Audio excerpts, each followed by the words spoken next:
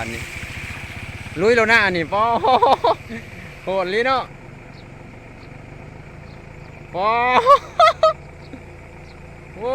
เห็นว่าเราใจขนาดสบายดีทุกคนคลิปนี้เขาก็จะพามาเบิ่งน้ำท่วมทางถนนเนาะว่าจะกลับบ้านเมื่อบ่ได้เลย พี่ลึกพายุเข่าฝนอย่างนักเลยทุกคนฝนแห้งทำให้น้ำท่วมเข่าชาวบ้านอะไรกะทางเส้นทางที่เมื่อบ้านจากนักครูไปเขากาดเมื่อบ่ได้เลยน้ำท่วมป้าตะ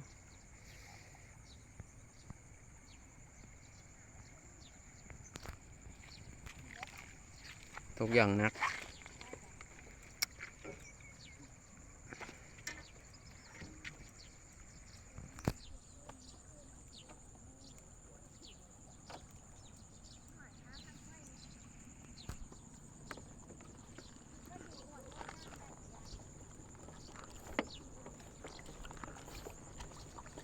โอ้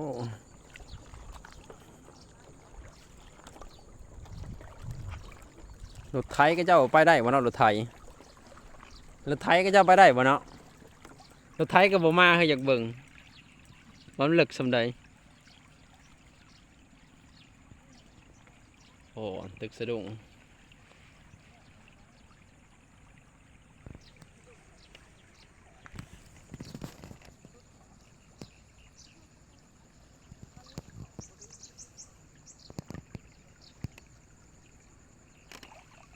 เส้นทางนาคูน้ำลัดทางไปบ่ได้เลย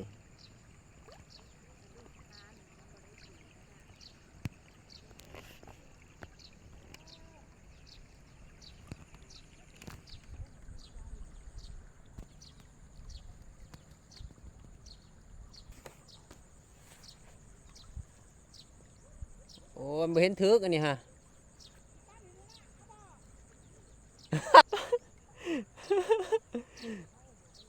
เอามาเล่าปลาตองบ่ แม่งตลกทางน่ะ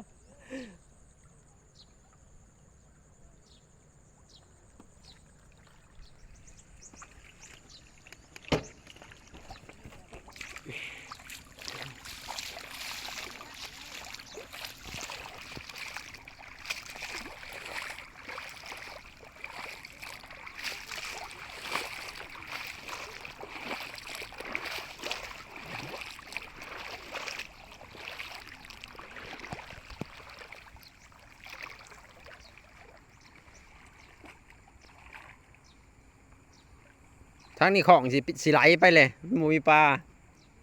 เปี้ยงแหว่งอยู่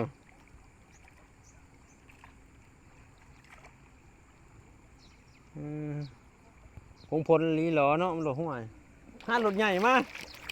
ถ้าเบิ่งรถใหญ่ไปเอารถหลีกรถกระเจ้าก่อน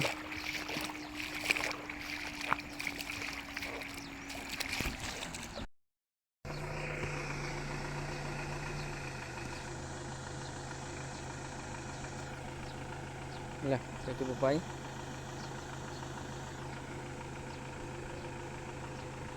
ได้ยี่ดอกรถใหญ่ไปรถมันเป็นยังดอกรถจักรไปบ่ได้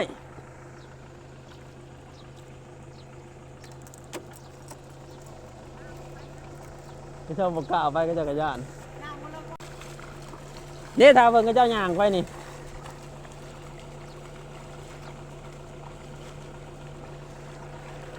รถใหญ่จะความสิเมื่อเขากะแต่นี่ไปวางก็เจ้าย่างแล้วเจ้าอะไรฮะมันจะบ่เลิกแน่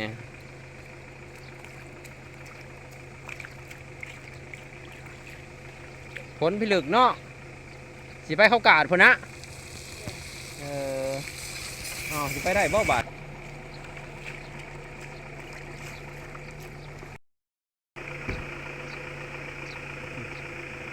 เราบ่ไปแล้วกลับวะนะเราบ่กล้าไปแล้วกลับแล้วก็